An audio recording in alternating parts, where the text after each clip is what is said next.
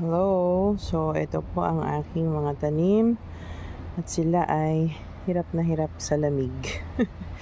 Ayan. So, itong ating mga medyo napahinga dun sa mga kumakain. Pag mainit ang panahon, yung pagkasira na yan, nawala yung mga kumakain na insekto sa kanya na maliliit. So, pagka init na naman ang panahon, ayan, na naman yan, no? Maglalabasan na naman yan. Parang nasa lupa yata yung mga yun eh. Ayan, no? Tapos, so ito po ay tachoy. Tapos, ito naman ay, Swiss chard. Yan. Itong Swiss chard din nila masyadong type to. Nila kinakain. Itong mga talaga nasa Brassica families yan ang kinakain nila, no. Siguro may something enticing dun sa taste niyan. And then we have itong mga lettuce. Medyo gumanda siya ngayon na laging nag-uulan. Talagang yun siguro ang hanap nitong halaman na to, na yung maulan, tapos yung panahon. Yung bang well hydrated sila. Kasi nga naman ang lettuce ay parang comprised of ang taas ng percentage ng water niya, so mataas ang pangailangan niya sa tubig, no.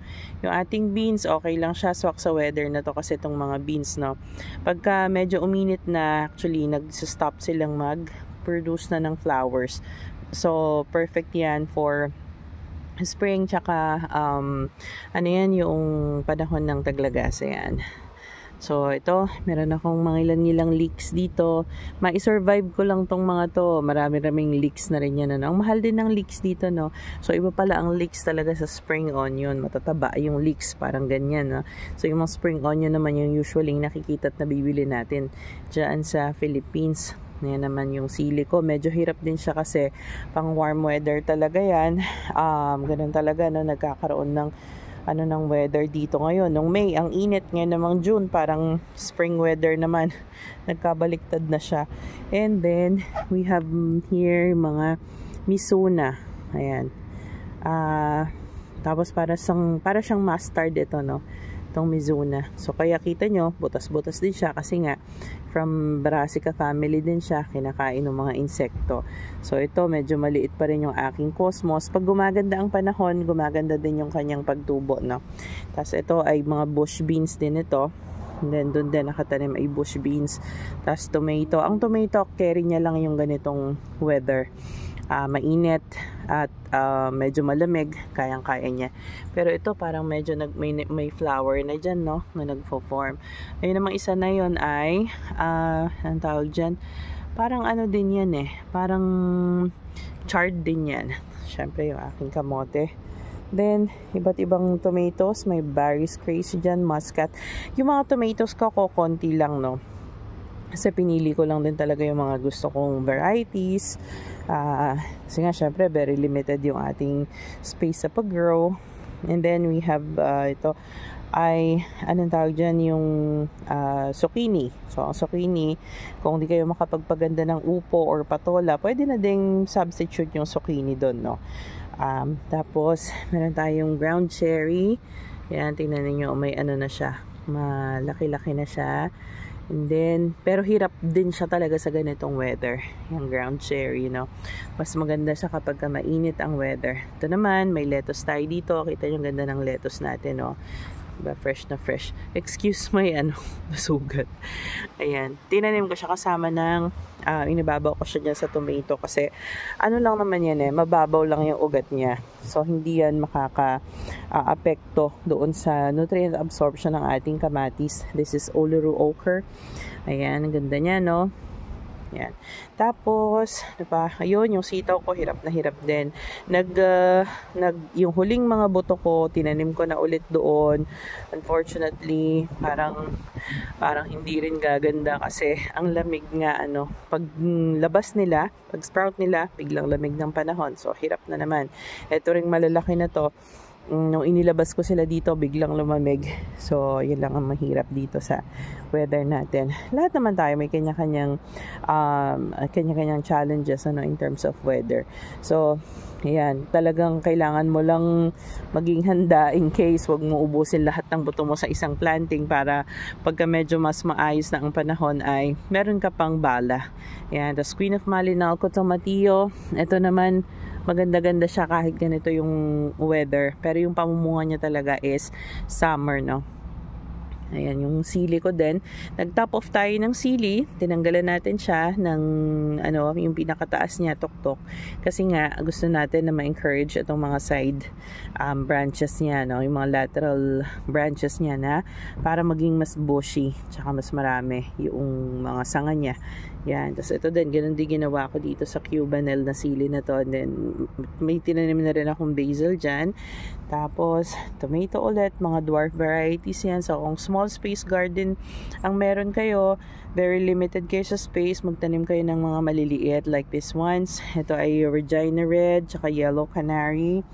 Ayan, so maliliit lang yan, no? May fat frog ako dyan. Di mo kailangan maglagay ng steak. Kasi ilang, lang, mga 1 foot lang naman sila, no? Yung mga yan. Tapos meron tayong sunflower, teddy bear. Ganyan lang, very simple lang, no? Basta very hopeful lang ako na sana makapagbunga naman yung aking talong, which is, kita naman natin, hindi siya masyadong lumalaki, no? Because of the weather pa rin. So, talagang yung mga warm weather crops ay mas maganda yung bulas nila kapag mainit na ang panahon. So, ito namang mga cool weather crops, like itong peas, ayan, kita nyo maganda naman siya, no? Malusog. Kapag naman napakainit, medyo hirap din talaga ang peas. So, siguro magtanim kayo ng variety of different vegetable. Tingnan din ninyo kung hanggang saan yung kayang i-tolerate ng mga vegetables, ano? Kasi meron din namang like itong mga peas, hanggang summer naman yan namumunga, no? Kahit na kainitan, magde-decline lang siya. Ganoon din sa beans, magde-decline yung kanilang production. Mas maganda yung production nila kapag medyo mas malamig ang panahon. Ayan, tas nagtanim din ako sa kanya, nag-interplant tayo, no? May kasama siyang sili dyan para kapag medyo tapos na yung kanyang pamumunga ay sakto naman yung sili naman ay lalaki na. O ito naman mga zinnias yan. Yung zinnia natin medyo hirap din, no? Kasi nga pang mainit na weather siya. Yun, butas-butas din yun. Kinain din yun. Tapos may cucumber siyang kasama. So that's beets yata ito, no? Kung hindi ako nagkakamali. So, may mga kasama siyang amaranth dyan, pinapalaki ko lang yan. Pero mga weeds lang yan, tumubo dyan, no? Hindi naman siya intentionally itinanim. Pero, sabi nga, ang weed ay something na hindi mo gusto. So, tanggalin mo yung hindi mo papakinabangan. And, itong amaranth naman ay kinakain natin, napapakinabangan natin yan. Of course, nourishment ng ating katawan kasi very nutritious din yung amaranth, no? Kaya, nilagay na lang din natin siya dyan. Hindi natin siya tinatanggal. So, ayan, yung iba, ano pa ba yung mga tanim ko sa iba? Nakalimutan ko na. Ito, nakalimutan ko to. So, yun lang, ganyan lang kaliit yung aking garden, no? Tapos may garden tayong na-maintain din doon kila ate. Hopefully ay makapag, naman doon. Mas maganda yung mga halaman doon, I think. Pero makikita natin, ano. So, isa din yan sa gusto nating i-find out ngayon, yung container gardening, kung mas mabulas ba yung halaman as compared dun sa, yung sa kanila kasi parang semi-in-ground, although may mga garden beds, nakatugon pa rin naman siya sa lupa.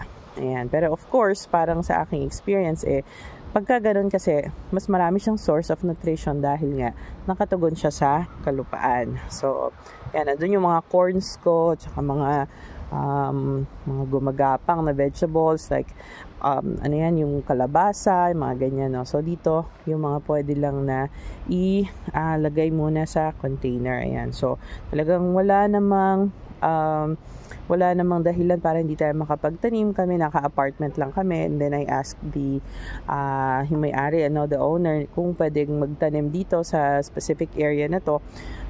So sabi niya basta daw hindi nakakasagabal, although ito malapit na to sa parking ng isang sasakyan dito, pero ala naman siyang pinapark. So and sakto lang din yan, no? Yan. Ang size lang yan is like 3 by 1.5 meters. Ganun lang ang size nitong aking So, ayan. Kung talagang gustong magtanim, merong mga paraan para tayo magtanim, no? Kahit sa mga balcony, pwede lang yan. Kahit 5 grow bags lang na ganito, pwede. Isang kamatis, isang talong, isang leafy vegetable, isang sili, isang beans. Okay na yun, no? Depende sa kung anong kinakain ninyo. So, yung mga consideration na, syempre, kailangan namang magtanim kayo ng hindi nyo naman pala kinakain. Like yung super hot na mga sili, yan, kung di naman pala kayo kumakain, di ba? So, sayang yung space.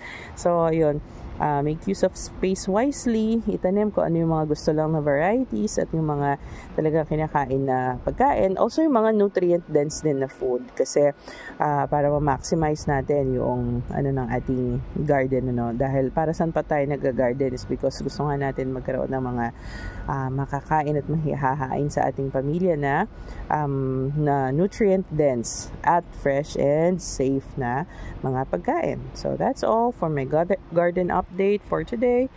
Happy gardening, everyone, and God bless us always. Bye!